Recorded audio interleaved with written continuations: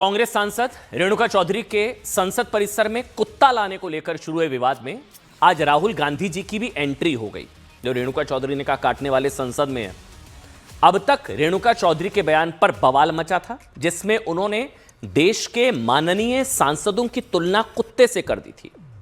कहा कि असली काटने वाले संसद के अंदर बैठे हैं, लेकिन संसद और देश के चुने हुए प्रतिनिधियों के खिलाफ इस अमर्यादित टिप्पणी को लेकर आज राहुल गांधी ने संसद परिसर में जो बयान दिया, उससे यह स्पष्ट हो गया कि यह सिर्फ रेणुका चौधरी की सोच थी या और भी लोगों की।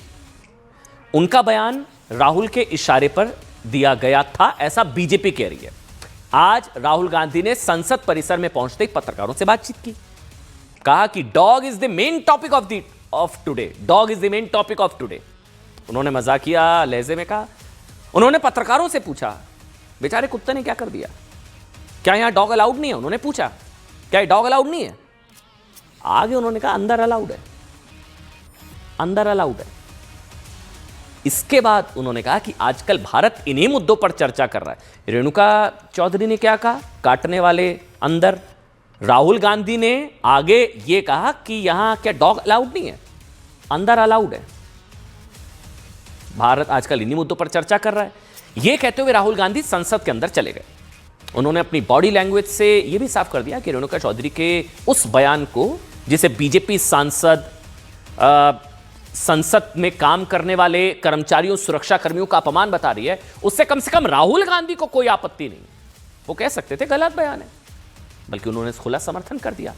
अब बीजेपी नेता संबित पात्रा ने रेणुका चौधरी की भाषा पर कड़ी आपत्ति जताई और राहुल गांधी से सवाल पूछा कि क्या राहुल गांधी ने कांग्रेस पार्टी और इंडी अलायंस के सांसदों के लिए इन शब्दों का प्रयोग किया।